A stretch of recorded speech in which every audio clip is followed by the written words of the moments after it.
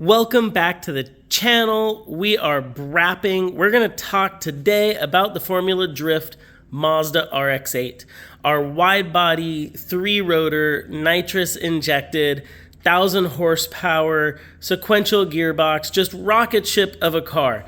Really my dream build, or one of my dream builds. And that's why I drive this car in Formula Drift. Kind of jokingly named the Green Monster via the internet because of its green color scheme last year and some of the wild dyno videos that we did make over at DNA Garage. We plan on re-dynoing. We've got a fresh 3-rotor coming soon, getting ready to go in, some new Mazda Tricks parts, fresh KMR build based off of last year's block. So basically just kind of improving what we ran last year and replacing a couple small components that were showing signs of wear. And if you really think about that, being able to run a boosted, nitrous-fed, 1,000 horsepower, 2-liter rotary for a season, and then take that motor apart, do minor service, and get it back together to run another season is pretty remarkable. So just a shout out to everybody who is a part of the team, the partners, and the team itself for putting in the work. I build the motors. The team really does a lot of the car maintenance. So right now we've got everything stripped down. You can see some of the history under there, a little bit of purple paint left over from years ago. We've got some fresh side skirts, new Big Duck Club rear fenders going on. And I know a lot of drift cars nowadays actually do a full rear quarter cutout, which does save weight and gives a little bit of extra tire clearance depending on the tire size you're running. When we built this car, we opted to weld together and fold over the seam, even though it was cut and clearanced for larger tires and larger fenders. And this provided some good rigidity in the back quarter panel area. So when we have had collisions or contact, the quarter panels, although they're pretty wavy at this point, have held up in a pretty good rigid fashion. The tail lights are just suspended in the air on some thin metal tubing. That way, if there is contact, they either bend inwards and often don't mess up the bodywork, and they're kind of their own element. And in cases where we need to replace body panels, we can replace those panels and then at the track just bend or reshape that tubular structure to bring the tail lights back out. And then there's really just a lot of crash structure, batteries, and catch cans all in the back of the car before you get into our cooling system, which is the radiator, which has roof intake ducting. A lot of Formula Drift is all about safety. I really do appreciate that. So really nice roll caging, all inspected. We've got NRG Halo seats. NRG has really put in work the past couple of years, developing some really nice SFI, FIA approved safety equipment, and I've put it to the test. So happy to have that in the car. And then we've got the new KMR steering wheel. If anybody's interested in the KMR merch, make sure to check out the KMR stores. Or if you need some rotary parts, check out the shop. Hit up Mazda Tricks.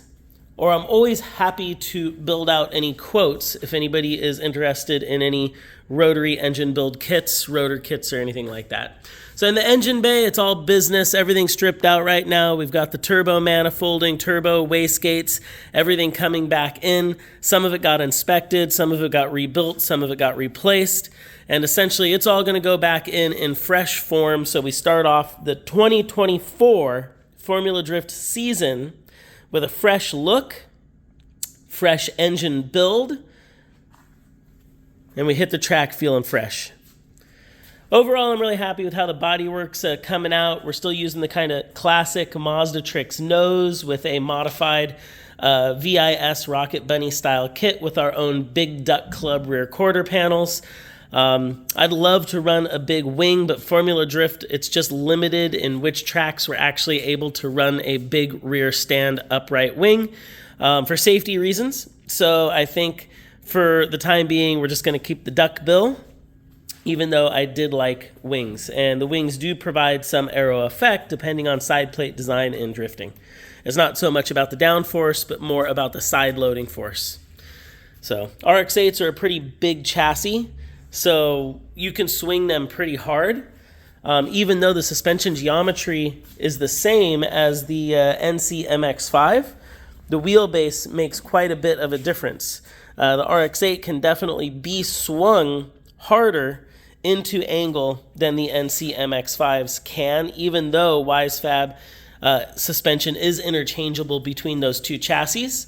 And the main reason in driving characteristic difference is generally wheelbase itself. You're talking about a wheelbase that's, I think, about 9 inches difference, 9 inches difference between the two cars. And it makes a substantial difference in the feeling of rotation. So essentially, the Green Monster, the RX8, within a couple days from now will be new engine and rewrapped. So we're really looking forward to debuting all of that fresh look before the season hits. Really excited about partnerships and just the team growing. So thank you everybody for watching the channel. Feel free to ask questions about the car. Would be happy to drop a few more videos. I think one question that already popped up that I thought was a good question is what kind of safeties in our ECU system, in our engine management system, are we running to protect our rotary engine? So I think I've already got an idea for my follow-up video.